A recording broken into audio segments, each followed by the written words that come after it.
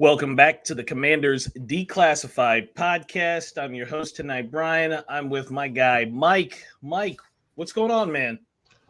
What's popping, y'all? I'm just trying to survive just like everyone else in Commander Land.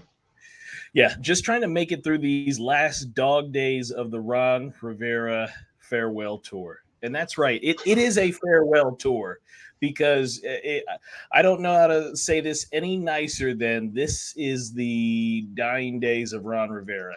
We will not see him again. I know there's a lot of people I know the media still thinks they're being careful about their wording of his future and things like that. But this is it. Get your goodbyes in now because he won't be here this off season. We will have a new staff this off season, no doubt. But before we get to all that, Mike, we had a game against the Dolphins, the Miami Dolphins, one of the most explosive teams in the NFL, and it did not go well, Mike. It got ugly quick, like right from like the first play or the second play, it got ugly. What'd you think of the game? Give me your thoughts about the Miami game. Honestly, it went exactly how I thought it would. Only difference is that Miami scored 3 more points than I thought, and the Commanders scored 5 more points than I thought. But I really expected Miami to put 40 plus on us. Thought they would flirt. I thought heading into the game they would flirt with 50, and that's exactly what they did. If they wanted to score another 70 this season, they would have done it on Sunday. It was that bad. It was so bad that even Tyreek Hill, after the game, I'm pretty sure y'all done heard it by now, but even he thanked the Commanders for leaving him in single coverage. I don't understand I know who did it, but like, you don't put Quan Martin one-on-one against Tyreek Hill. Matter of fact, you don't put many cornerbacks one-on-one against Tyreek Hill, not even the great Jalen Ramsey. Matter of fact, only 2 corners in history probably can do that, and that's Deion and Darrell Green. Outside of that, I don't want to hear Revis or nobody. Like, that man is really, really good. But as far as the rest of the team, like, you can tell they're over it, B. Like, they're really over it. They don't want to play for Rivera anymore. And, yeah, we just want to have to tough it out. Yeah. Like you said, defensively, we were a wet paper towel. I mean, they ran right through us. There was no resistance at all. The idea that you could man up and not even play man on Tyreek, but you gave no safety help. You put Quan Martin in a position to get embarrassed.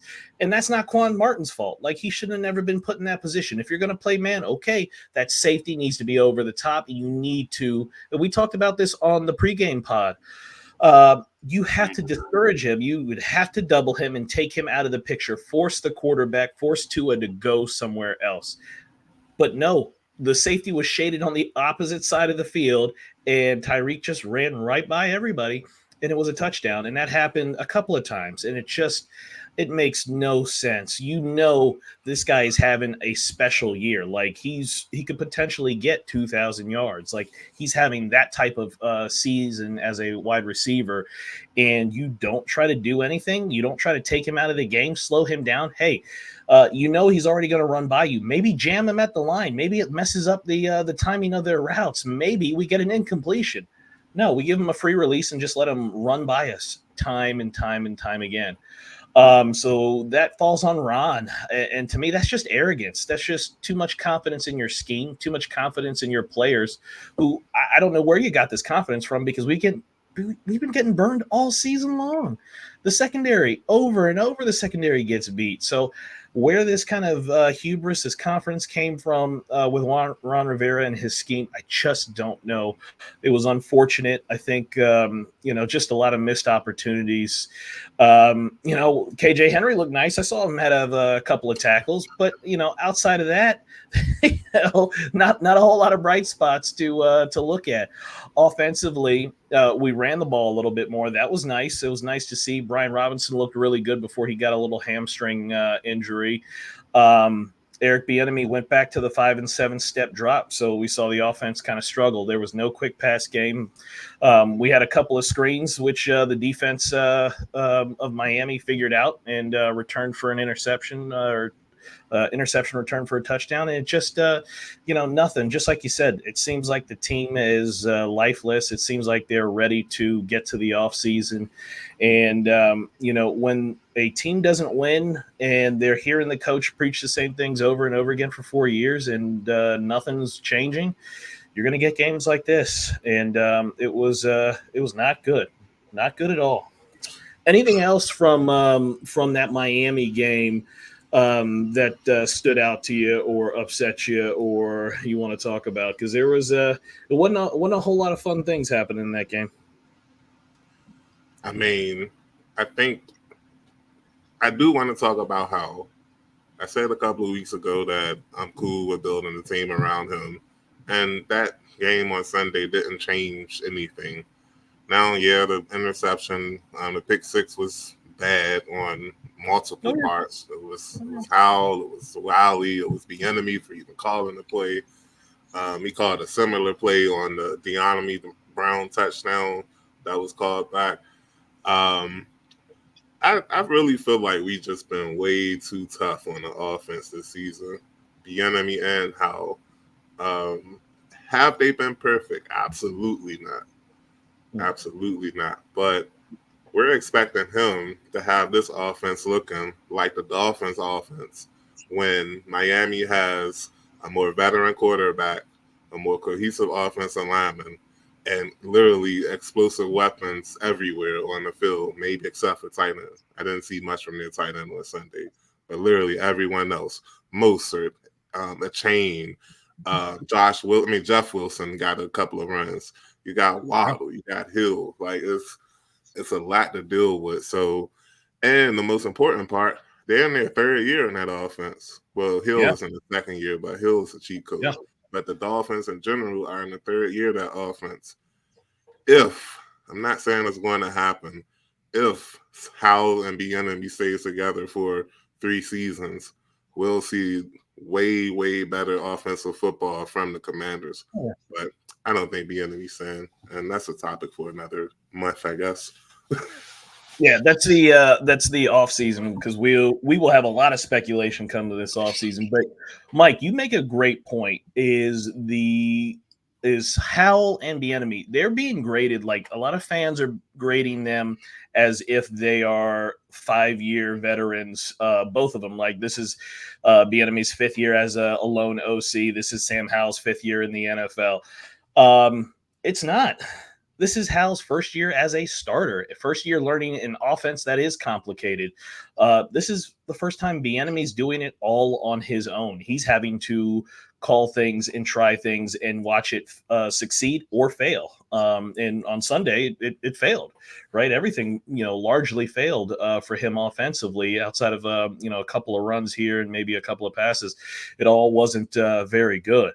But there have been bright spots. And I think, and this is something we talked about on the pod with Scott Turner, is first-time offensive coordinators, young offensive coordinators. We know Bieniemy's in his 50s, but he's a young offensive coordinator in terms of this is his first time doing it by himself, is they don't want to sacrifice their scheme. They are really rigid when it comes to their scheme, and they don't want to adapt it. And you've seen him call these games 5-7 step drops as if he's got Mahomes who could dance around back there, behind a good offensive line and then, wait for Travis Kelce to come open. And that's just not possible with this group here, right? Sam Howell still learning. The offensive line's not good. The receivers aren't getting that separation. We don't have a difference maker at tight end. So it is taking some time. And that's why you see sometimes there's flashes and then sometimes it looks bad. I do think with improved players, offensive line, a second year, a whole operation would look better.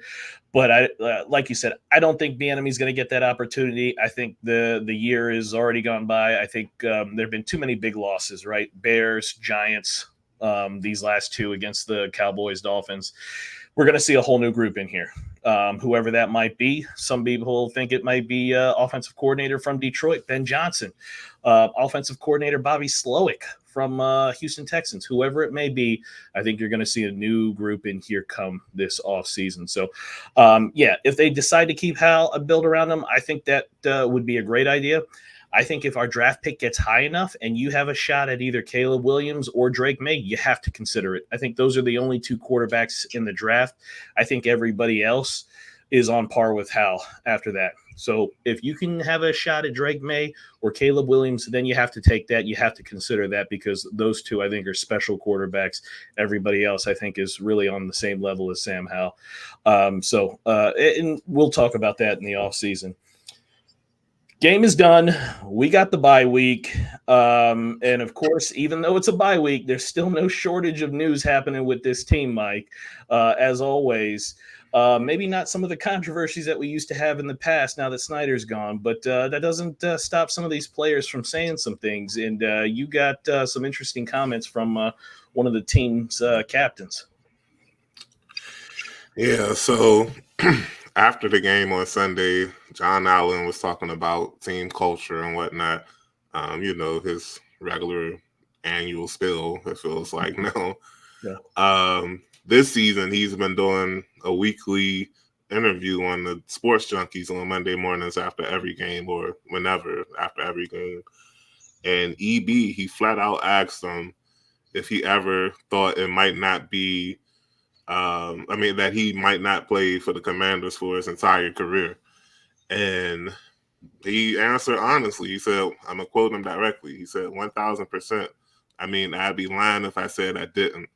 I play this game to win, and I would love to win here for sure.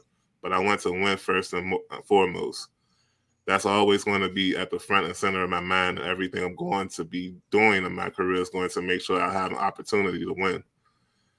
I get what he's saying, but bruh, not only are you responsible for leading the team to victories on defense, that a defense that's just gotten blown to smithereens for the last 14, 13 weeks. But you signed a contract extension, bruh. You could have left a couple of years ago, but you decided to sign a contract extension for the money. So don't sit here and act like winning is the most important thing for you. And I'll admit he did say later in the interview that he signed the contract of his dreams and he's just going to focus on the next 4 games and then decide. But I'm like, bruh, like, come on now. Don't play this game about winning when you had every opportunity to leave and you stayed. Like Brandon Sheriff was in the same position that you were in. He didn't accept the contract. He's in Jacksonville now. He got paid and he's winning. So if winning was that important, you definitely would have tried harder to get out to a more stable franchise. But, it's the NFL, bro. Bruce Smith didn't even win the Super Bowl, I don't think. Yeah, Bruce Smith never won the Super Bowl. Reggie White didn't win one until his last season or the season before his last season. Like, it happens, unfortunately. For me, like, you getting paid for it. I'm watching that suffer for free. That's exactly right.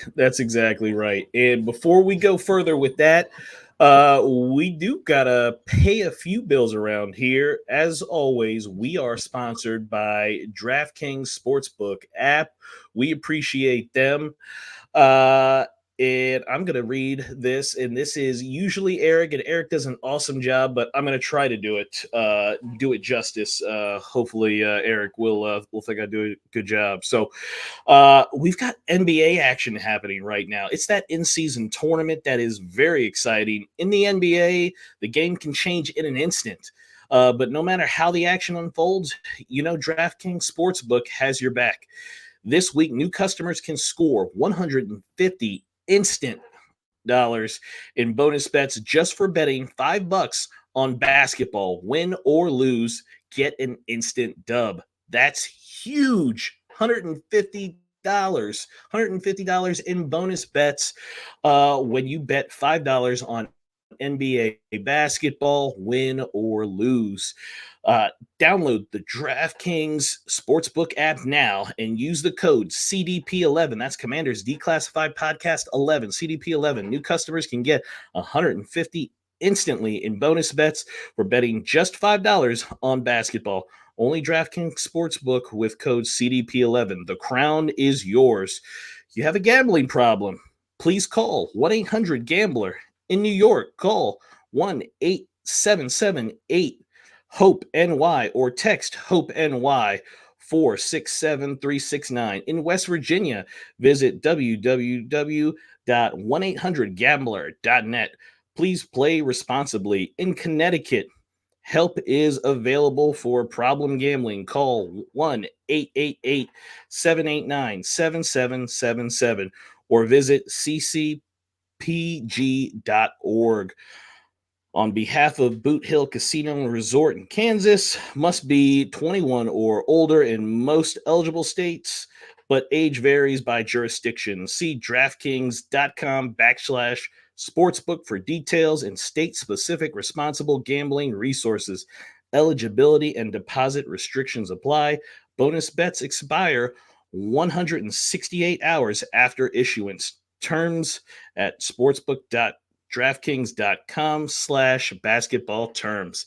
And that is our read for DraftKings Sportsbook app. Go check them out. Use the code CDP11.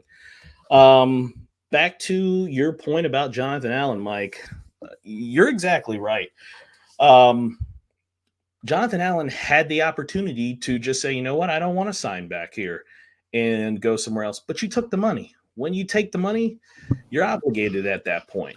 And you can't complain. If you want to complain, cool. You had the opportunity to do something about it and you stayed. Now's not the time to complain. Now's a time to stand up and be the leader and say, hey, this season isn't going how any of us planned. I didn't play like how I wanted to, but I'm going to start trying to make it better. I'm going to start to try to make it right here in this next game. I'd love to get out of here. That's you're too late for that now. So I do wish that he probably would have kept those comments maybe to himself, because I'm sure they're all thinking about it right now, right? It's a tough season. They're all probably thinking about heading to the beach, heading to another team. Everybody would love to be on the Chiefs right now, right, and be the winning, or whoever they think the best team is. Maybe it's Miami. Who knows? But yeah, at some point, no, you got to stop and you got to fix it yourself, right? And that's how this thing's going to get turned around. Is these players, playing better, us getting some better players in house as well too. But yeah, this bye week. I'm sorry, sir. You broke up a lot. I think you're good now. Good, Mike. I'm sorry, I didn't hear your question. Yeah, so with this, Mike, yeah, I said with with Jonathan Allen's comments, are there any other players? Because now this is the time of year where we get some of these leaks, right? These players start to grumble, players start to complain. We already heard a little bit, about the enemy still working the guys too hard, or guys not appreciating his toughness, or his exact, or his demanding nature. Anything else? About some of these comments that bother you, or that you think are worth talking about? Nah, not really. It was pretty much face. I take what he said at face value. I just feel like sometimes, and I know it was an interview and somebody asked him the question, but I really feel like dude just talks too much sometimes, and he doesn't necessarily know exactly what he's saying. Like with the Hitler comment, summer before last, like he said he wanted to talk to Hitler because of his mastermind and strategies, and people were like, dude, Hitler was dumb, like really dumb. So like sometimes you just gotta shut up. He needs media training like Yeah. immediately. Like that should be his goal all season, to do Yeah. some freaking media training. But I mean, regarding the EB comments and the softness of the team, like I'm not going to say that it's not without merit because it's the second time that it happened this season, and obviously there's something there. When you hear what the players said, when you hear what LaShawn McCoy said, you look at the fact that he hasn't been a head coach yet when other Chiefs coordinators who didn't call plays have become head coaches. You start to see some smoke. Now, personally speaking, if I was in charge, I see the type of man that Bieniemy is. I see how he cares. I really feel like he's going to be a great head coach and maybe even a better head coach than he is an offensive coordinator. Yeah. But as for this season, like I really can't justify that because like there's nothing for me to justify. Like the offense been struggling, play calling has been inconsistent. But like you said, or we said earlier, it's year one. Like it's year one with him and Howell together, and we were expecting them to come out and look like the Chiefs or the Dolphins or even the Cowboys. Like it's going to take time. Like even like look at Dak. Like he didn't come out firing like that, and there were a lot of problems with Jason Garrett. And you bring in McCarthy, you change up some things up on offense, and all of a sudden, 2 years later, Dak's looking like an MVP candidate. And I feel like if whoever is here next year, Ben Johnson, Rivera, was Malcolm, like whoever it is, I feel like they can work with Howell. But again, that's for the off season. Yeah. No, and I think you're right. When it comes to Bieniemy, I'm a fan of the tough coaching. I had tough coaches, and I always enjoyed them because I think they brought the best out of me and out of the team. And it still works today. I know, Ellie tells us that it is, more like an NBA team or NBA league. You can't have some of the tough coaching, and I agree. You can't talk to people any kind of way. You've got to certainly be respectful. You've got to be able to communicate better. But Nick Saban is a grinder. He is a hard-nosed coach, and it still works today. And it works today because they win, right? And you look at Belichick, he certainly looks like he's on his last legs in New England right now. It doesn't look like it's going well.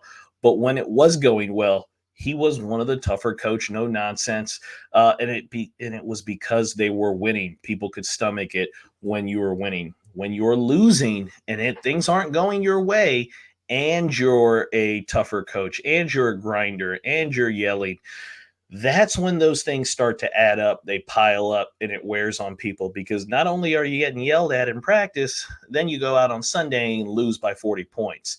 And that's where I think this is coming into play. And especially with our players who haven't won anything ever. None of these players have won anything. And now, everything here in this last year is falling apart because, hey, everybody knows new owners, reset coming. This is all going to be torn down here within just a few short months. So I'm not a fan. I don't take too much stock in the players grumbling and crying because, hey, ultimately these guys aren't winners, and they're not going to be winners with that type of mindset and that type of attitude. It's just not, because if you're crying about a practice being 2 hours, well, then you're never going to be able to win playoff games and win a Super Bowl, because it's going to be much harder to do those things than it is to get through a 2 hour practice. So I'm not too worried about it. And I like your comment that Bieniemy might be a better head coach than he is offensive coordinator. And I like that because I do like how he talks in these press conferences. His idea, his vision, hey, he's respectful, but he's also going to ask a lot out of you, right? He's going to push you. He's going to ask these players to give everything and to be exact, to be detail oriented, because that's what it takes to win at a high level. Unfortunately, this season hasn't gone the way that we would all have liked, and I'm sure Bieniemy would have liked the offense to be much further along. But I think part of that is on Bieniemy as well too, not understanding the talent that you have. Hey, I get it. You want to call 5 and 7 step dropbacks? Awesome. you don't have the offensive line to do it. You're putting those guys in a bad position, and now they're getting beat up by the defensive line. So they start to grumble now. They want to run the football more. They don't want to go to practice. So I get it. Not a great situation all around, but hey, this is what happens when you're in a losing season. This is going to happen. I think all of it will get resolved in the offseason. I think you're right. I think Bieniemy is a good coach. I think he'll continue to get better as an OC. I just don't think it's going to happen here, unfortunately. I had really high hopes for Bieniemy, and I don't think he showed enough here. I do like some of the things that he did here. I think he helped Hal develop. I think, with some of the practice schedules, we haven't been as injured as I remember in the past with some of the previous teams that we've had. I think we've had a little bit better conditioning. I think that comes from him and the way they've practiced. But unfortunate for him. He's going to probably be moving on. And, hey, we got that report. I think I sent it in the group chat. The Bears seem to have interest in Eric Bieniemy as a head coach. So, what do you think about that? Let's say Eric Bieniemy does move on, and he's the head coach. And do you think that the Bears would keep Justin Fields? They're going to have the number one pick either way because they have the Panthers pick, so they've got the number one pick. There's no way they move on from they pass on Caleb Williams, right? Yeah, they have a few avenues they can take.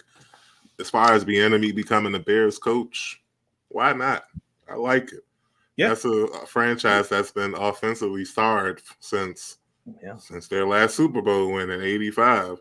Now they had some good seasons here and there with Jay Cutler, and of course Rex Grossman led them to the Super Bowl, but it was behind the defensive strength. Yep. I feel like Bieniemy would be a great hire for Chicago. Definitely feel like Ryan Poles, the general manager, former, I believe, executive with the Chiefs, would be right in the wrong that he committed a couple of years ago when he hired Eberflus over Bieniemy. Yep. Like I really felt like Bieniemy should have been in Chicago already. So I like it. Like I really do. Now, as far as the Caleb Williams, Justin Fields situation, like I said, it really depends on what they want to do. Me personally, I would go to a team like, look, here goes Justin Fields, man. Just give us a second round. It doesn't even have to be in 2024. Give us a fifth round. 2025 second and a 2024 third, and we can get this popping and draft Caleb Williams and just build around him. But if they want to keep him, I feel like Bieniemy, I've seen enough from the offense to know that he'll at least get the minimum from him. Like there won't be too much left on the field if you put Bieniemy and Fields together. But I really feel like either way they're going to be good. Like the Chicago Bears are on the up and up for real. Yeah, I think they've made some good strides. I think Justin Fields took unfortunately a step back this year. Outside of the game that he played against us, where he looked like a Hall of Fame player, he's looked really bad this year. And Ryan Poles spent a lot of money in free agency this year to kind of prop him up. He got him DJ Moore. He got him some other receivers. He got him some linemen, some offensive linemen, which, I wish we would have gotten, here. So, I think this is probably a year where they depart because Poles didn't draft Justin Fields. He came in, committed to him. They committed resources last year, and that progression just never came for Fields. So I think this is the perfect opportunity for them to pivot. And if they do like Bieniemy, by all means, go get him and give us a draft pick while you're at it for Eric Bieniemy, and go get Caleb Williams. And you start this thing off, in Chicago with a great prospect and a up and coming offensive minded head coach. I think that'd be a great situation. So that was interesting to see those headlines that the Bears, and I think that was reported by Josina Anderson. So there's some validity to that, to those comments there that they are interested in Bieniemy. So if that happens, good for Eric Bieniemy on that. Bye week. We are still on the bye week. We've got a game against the Los Angeles Rams. I almost said St. Louis. The Los Angeles Rams. Mike, given that we just got pummeled by the Miami Dolphins, give me let's do defense first. Defensively, what's one thing this team needs to work on before we get to the Rams here in another week? What do they need to do better, right? We can't fix this defense. This defense is bad. It's going to be bad, but something that we can work on in between now and when we get to the Rams. Mindset. Like, I know it's 4 weeks left and the season's basically over. You're not going to the playoffs, most likely. Well, not most likely. You're definitely not going to the playoffs. Like, you just gotta finish the season strong. At this point, you are playing for the name on the back of your jersey and not the helmet or whatever. So I expect not good things. I think we may really give up another 40 point or two games to end the season, because after the Rams, which I'm going to be real with you, they're a threat to put 40 up on us. I still think Sean McVay got a little sauce in them for Washington, and he might, open up that playbook a little bit, especially if Stafford's playing. So, they got Nuka, they have Cup. Their running back is starting to, I forgot his name. Kyron Williams. Tyron Williams, yeah. He's starting to cook. It's not looking good for us. And defensively, like you said, they can't fix it to end the year. So they might as well just do what they can, man. Like, just compete. Hopefully you can limit them to not score 40, but it's like, you see the tagline. I'm in 2024. Like, it's hard for me to say anything about this season because I'm straight up in 2024, man. I agree that, the defense, you can't fix it. It's bad. But there are things they can do better. Like, guys have to know where they're lining up, right? We can't blow assignments to where guys are just running free. We're too late in the season for guys to not know where they're supposed to be. Look, right. If Tyreek Hill is faster than you and he outruns you, that's okay. That's going to happen. You can't do anything about that. He's just faster than you. But if you don't know where to line up, I'm supposed to line up over here, you need to be over there. And too often, this defense, Percy Butler, St. Juice, Cody Barton, these guys are not in the right place. We see these big gaps in the defense, guys running wide open, untouched, 30, 40 yards before we even get a defender on screen to tackle them. That just can't happen. So play smarter. Have guys out there. Look, if Percy Butler doesn't know what he's doing, put somebody else in. If that guy doesn't know what he's doing, put somebody else in. If that guy doesn't know, get somebody out of the stands and put them in there as well, too, because you just can't have it. We're too late in the season to have guys who don't care, who don't know where they're at. What's up, Mike? What do you want to say? When we lost Forrest earlier in the season, I really thought that Butler was going to come in and seize the opportunity.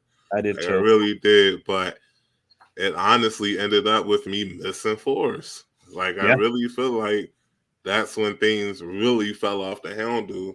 Yeah.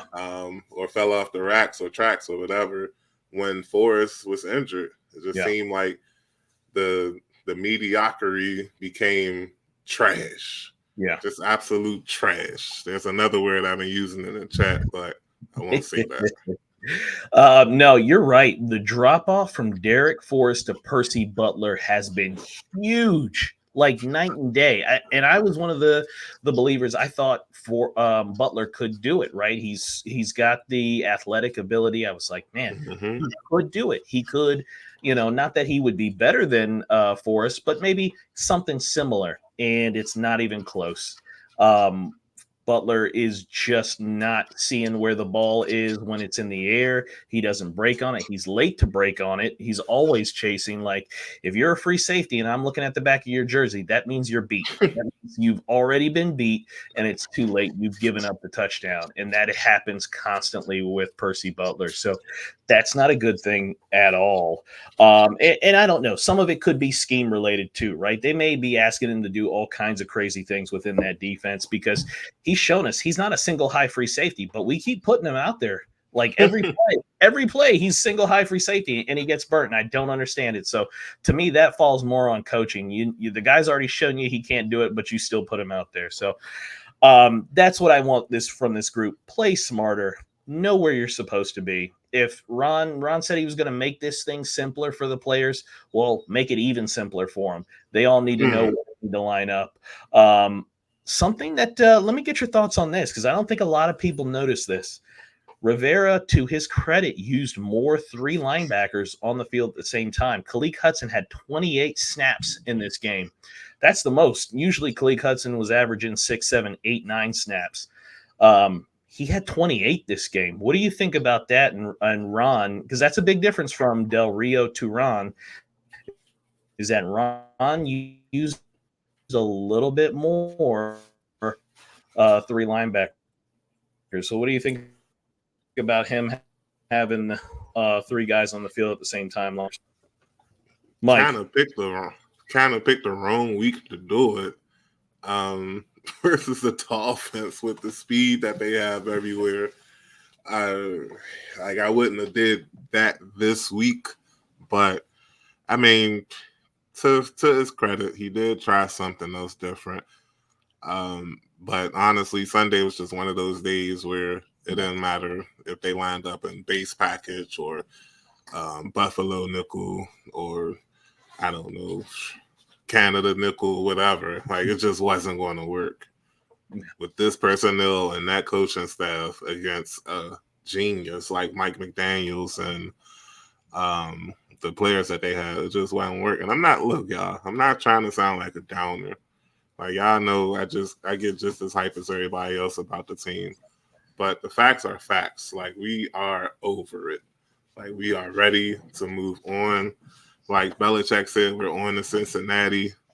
I'm on to 2024. I don't know how I'm going to get through the rest of these games, man. And I'm actually going to the 49ers game on New Year's Eve. So, oh, nice. That'll be a good game to go to. Will it be? I think so. Hey, you get to see a team without Dan Snyder that's going to have a brand new coaching staff. I think I think there's plenty positives. So for me, it's still the record is awful, but this was still a success of a year because we have hope, and that hope is comes in the form of the Harris Group. We don't have a owner who's going to screw it up somehow. So that I'm happy for. But let's go to the offensive side of the football. So we talked about what the defense might be able to work on, or maybe they could get better at. The offense, and something that I saw, all this offseason, what did we hear about the enemy's offense? He's going to get the ball out of Sam's hands quickly, get it to our playmakers in space, and let them, use their speed and space and their abilities. What did we see with the Miami offense? What do? They get the ball out of Tua's hands quickly, and they get it to their playmakers in space and let them run. And I'm like, wow, the creativity level from Mike McDaniel to Eric Bieniemy, it's stark, right? We just talked about the drop off from Derek Forrest to Percy Butler. It is very similar, right? Like from McDaniel to Eric Bieniemy in terms of creativity in that offense, unbelievable. And in terms of philosophy too, they run the football there. Their offense is based off of the run game. Ours is not. It's not based off the run game. It's almost like he despises the run game at certain times. But anyways, what do you think is something this offense can work on, fix, or try? Before we get to the Rams, because remember, the Rams got 99. They got Aaron Donald, and he's going to eat up Tyler Larson come Sunday. Yeah,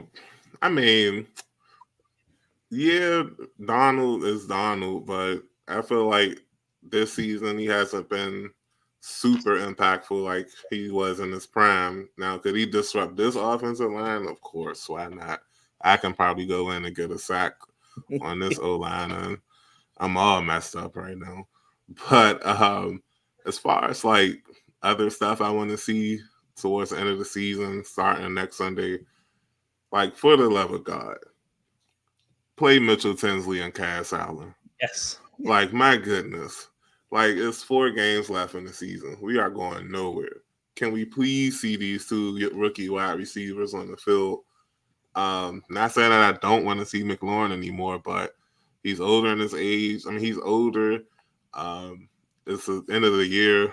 Like, I would play him a few snaps per game, give Mitchell Tinsley some burn. There is no reason to put Jamison Crowder back in kickoff returns anymore. Like, if Cass fumbles a kickoff return or punt return, whoop de doo. Like it's not going to hurt or harm us in any way or fashion. And outside of that, it's not really too much I think we could fix offensively this season. Like, even when we did run the ball against Miami, um, like, it didn't really produce much. I mean, they scored a touchdown and whatnot, but they weren't able to be consistent with it. And once Brian Robinson left the game, yeah, it was a wrap. So just play as smart as possible, be as healthy as possible, and throw some Mitchell Tinsley and Cass Allen out there, please. Uh, that's a great idea in terms of Kaz Allen. I forgot he was even on the team. I remember in preseason he was the talk of everything. I wanted him to make the roster. Everyone was like, no, he's going to go to the practice squad. And to be honest, I have not even thought about him since preseason at all. So I like that a lot. Crowder has been really good at punt return and at kick return. But yeah, let's get Kaz Allen in there on kick return. Why not? Like, what? It's going to cost us a game? Oh well. I mean, you're exactly right. Let's see somebody who's got some explosive ability, some talent, and let's see if they can do something in some of these games here. This is how younger guys, younger players make a name for themselves in late season play, where the season is out of hand. But hey, you're still trying to put good football out on tape. Uh, with the offense, though, with Eric Bieniemy, I need Eric Bieniemy to, finally kind of admit to himself, humble himself a little bit, and say, "Hey, I need to do better for the offense, and maybe put my want for my own offense to succeed aside, and let's do what the players are really good at." I know he loves his 5 and 7 step drop, those all verticals, right? Have those receivers running deep down the field and try to make a play that way. That's not what this team's good at. We don't have the offensive linemen for it. The receivers don't seem to separate down the field, and the quarterback's getting hit too much. Let's run some more quick game. Use some of that creativity that we're seeing. Take advantage of our running backs who can catch the ball out of the backfield and who can make some plays there. Whether it's Brian Robinson, it looks like he might be okay. By the time we play the Rams, I think I heard JP Finley say that really Rivera just wanted to keep all the guys healthy. So that's why he shut Robinson down against Miami after he got hurt. So utilize that. Utilize Howell's ability to get out on the move. Put him out on the edges. Let him make some plays in the passing game. Get the ball out of his hands quickly. I'm all for putting Mitchell Tinsley in there. I'm pretty much over De'Ami Brown at this point. I think we've seen what De'Ami Brown is now in year 3 for him, or 2. Let's let Mitchell Tinsley get in there. Let's get some guys who want to compete, who want to show what they can do. Let's let them get out there and let's try something different on offense, because what we've been doing is not working, and we've had success in other areas and we've kind of gone away from it. That's something that we complained about with Scott Turner. So let's fix that now. Let's go back to the things that work, and let's keep using those, and let's expand on those as well. All right. So we've got the Rams. We're on the bye week. The Rams are coming up. Mike, anything else that sticks out to you that you want to talk about before we wrap up here? It could be anything. Coaches, off season. What? Nah, that's pretty much it for the week, B. Just like the end of a Commanders game, just got to run that clock out, get to the next week. For everybody that survived the show with us and got to the end, y'all the real MVPs for real, because it's bad week. We suck. What are we on, like a 4-game losing streak right now? It's bad. It's really, really bad. But I appreciate everybody. We love the comments. We love when y'all bring more, well, not more content, but comment and add details to the show and whatnot. Like truly, truly grateful. Never stop doing that, no matter how trash we are. But I really feel like brighter days are ahead. We just gotta tough out these last 5 weeks and we can move forward. Hopefully with Ben Johnson. That's right. That's one vote for Putting Ben. it in the atmosphere. Hey, we've got to do it. We've got to do it. We already know he ain't going to Carolina. He turned them down once, and judging by what's happening in Carolina and all the stories coming out of there, that's one less team that we got to worry about and compete with for him and for any of the other coaches, honestly. My thing is, I'm with you, Mike. While this season hasn't gone the way that we wanted it to, this team is now owned by Magic Johnson. Like there is no dream or scenario that I would have thought that this team would have had an ownership group with Magic Johnson. Magic Right. Johnson. Magic Johnson wins in all of his other sports teams, baseball, basketball, anything. They win. Josh Harris, he's put together some really strong teams. He's rebuilt them, and he's going to do the same here. It wasn't going to happen instantly. They took over right before training camp started, so wasn't a whole lot he could do. We will have a new general manager, and we will have a new head coach, a new coaching staff, and a new direction. And absolutely. Just like you said, Mike, brighter days are ahead. So to me, that's exciting. I like the development I've seen from some of the younger players, Sam Howell in particular, Brian Robinson. I really like his progression this year. I wish he would have gotten the ball a little bit more in terms of the running game, but I didn't really think he had what he had in terms of catching the ball and receiving and running after the catch.